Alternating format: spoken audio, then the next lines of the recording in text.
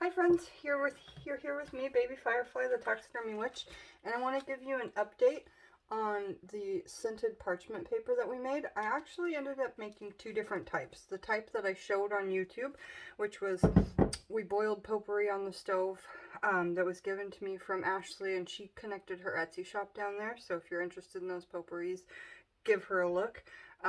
If you want me to make you a magical potpourri, just say the word. But we need to support each other. Yeah, and I think that that's important. But please do take a look at her shop. So here's the paper that I got out of just the potpourri. Okay, it's discolored. It's got a little beige tint to it, but it's not as dark as if you would use tea with. It's, however, smells amazing. Yeah, and I like when it just, there's little holes that kind of go into it, and you can take and you can burn the edge. Let me show you how you can burn the edge a little bit. The flat end is what I bind into a book if I make it into a book. And then the rugged end that I tore out of the sketchbook is what I'll use for what would stick out of the book, okay? And then you can simply do this. I learned this from Tequila on her channel, but a lot of artists use this method.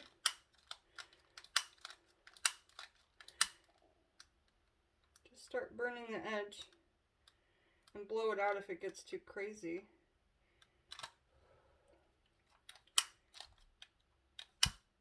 And you'll end up with a nice, like, it'll kind of look like, by the way, burning this smells really good because we use potpourri.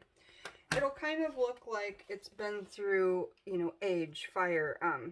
This little charcoal will go out, and then you'll be left with, I mean, it's light enough in fire that you can just tamp it out with your fingers, especially if you're one to lick your fingers and put your candle out that way. So we're left with this nice edge like that, and I think it looks really good. And then you can, you know, take this down to the upper and the bottom ends. Now, the second paper that I made is, so let's talk about what you could use this for if you weren't gonna make a book out of it. Petition papers, right?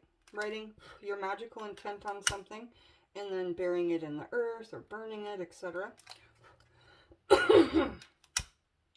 You might want to wear a mask when you do this so you don't inhale the smoke. But again, when it starts to do this, where it's pink and hot, you can just take your finger and put it out, and it will stop. And it doesn't hurt your fingers. Okay, but we get some really good old rustic look to that. Now, you're going to probably want these to be flat, even though they look crinkly, so you can press these with books. Just get a book that's bigger than your sheets of paper, put it on a flat surface or underneath another book like a sandwich, and then put a bunch of books on the top. This is how I press my oracle decks to make them flat. It's how I pretty much press anything. Let me show you how I dried them, though. Back up over here, above my staircase, I created, out of ribbon and teeny tiny clothespins, I created a drying rack. And when you use your dehydrator, this whole area gets a lot of wind that goes through it, especially coming up the stairs. If I'm dehydrating apples, it smells like apple pie in here. Blackberries, it smells like blackberry pie. However, if you dehydrate things that don't smell good, you know, it starts to, and so that heat rises and it comes up these stairs where I have all these things drying, and they dry very quick, even though this might be a cooler, damper area. So when you get them off of the clothes rack, you know, this part right here where it was pinned up is going to be really rolled. So that's another reason why you want to get these flattened out. But let's talk about what else you could use them for besides a magical grimoire. So, petition papers that you bury in the earth with the remnants of your working, or, you know, just like a card for somebody's birthday, or a little thing to attach. Like this Christmas, make your own name labels out of this old cool looking stuff. You know, all of this intent and energy, when somebody gives you a gift, sorry, that background looks really bad. When somebody gives you a gift and you know they've put time into it, no offense to gift card givers, like no offense, like people ask for gift cards so they can actually get what they want, but when somebody makes you something, it is so ultimately touching. And I don't even know if it's a gift at that point. At that point, it is just them showing their love for you and how they feel about you. And so why not make some of those for your gift tags this Christmas or Yule or whatever you celebrate, Kwanzaa, whatever it is. So, right, you can make these any size, you know, if you cut them and you're like, oh, I don't like that sharp edge, just use the burning technique. So you got some like labels. So I've got these, they smell amazing. Blah, they smell good. And they've been out in the air for, 2 days. So it's not like I just unjarred it and it only smells good right now. The other papers I made, I'll tell you what I put in the jar. But I made these so that they would actually, they're for burning petitions. Because now I was reading in Scott Cunningham's Incense Oils and Brews that you can put a watered saltpeter. Saltpeter is potassium nitrate. It's a light form of gunpowder. And this is what it looks like. Okay, I don't have very much left. If anybody wants to donate anything to the channel, please send some saltpeter and some benzoin gum and some gun arabic. Those are the things that I need to be making incenses this year. So, saltpeter, spelled P-E-T-R-E, not E-R. Potassium nitrate. Now, what this does is, since it's a light gunpowder, you can make incense papers out of it. You can make incense cones with it, and the cones will spark up. And if you're a part of my Patreon, the next video I'm making is where I actually light these incense cones that I've been making. I tested them all this morning. Some of them work, some of them don't, but I'm really excited. One of them is 1,000% hit. I'm very, very lucky that it worked. So saltpeter. Now, I didn't put saltpeter in this paper. What I did was I made a mango black tea. I used 5 tea bags in a big jar. That same big jar that you saw me use in the other video. Mango black tea, and I made a really strong tea. So I didn't use a lot of water. Maybe this much water, 5 bags of black tea. Okay. Now, the black tea's in there for its magical purposes, right? Because you can look in Encyclopedia of Magical Herbs and find out that tea has properties, right? But I'm using it to discolor the paper and make it look a little bit old and ruined. Then what I added into it was charcoal discs. So I powdered up 3 Kings, not 3, but the brand name is called 3 Kings.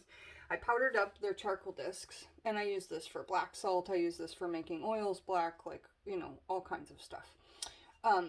So then I put that in the tea. Then I also put frankincense oil in there because there was nothing in there to make it smell good. So basically this paper, all that black that you see on it, those little dots, they're dried into it, that is charcoal tabs. And this paper is going to ignite and flicker and spark. So it's the perfect kind of paper to be burning in your cauldrons, burning these petitions. You could use saltpeter, but the reason that I used the black charcoal tabs is it's already got an igniting agent in it, and it's dark and black, so I thought maybe it'd give this paper, weird look, and it does. It looks like it's dirty and been through the days, I like it, though. I like it. So it smells so strong and so fantastic and so much of frankincense. So again, put all your petition papers, or these papers that you're making, parchment paper, under some books if you want to keep them flat. If you like them just as is, if you're just going to do a note on it, I would leave them as is because they just look more aged, Play around with that fire method in a safe environment. You guys, you want to have a big jug of water around you just so that you can make sure that you put out a fire if it happens. This is paper. We have candles around us everywhere, right? Just be really careful. And this has an igniting agent in it. So if a spark were to hit it, it's just a really good idea to have a big bunch of water around to protect yourself while you're doing your workings.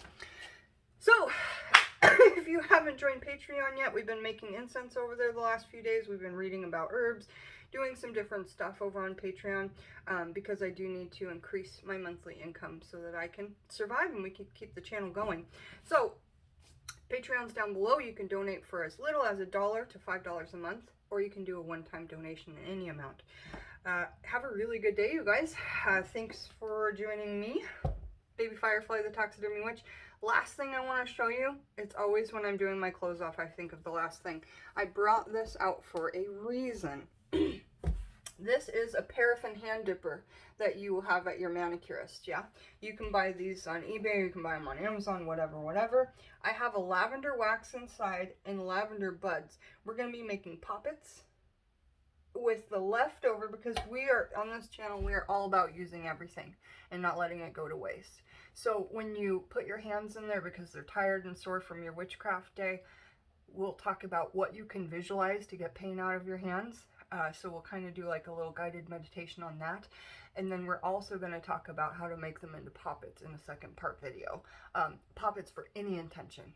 And lavender as the base is a really good reason. If you guys want to guess why, I'd love to hear it.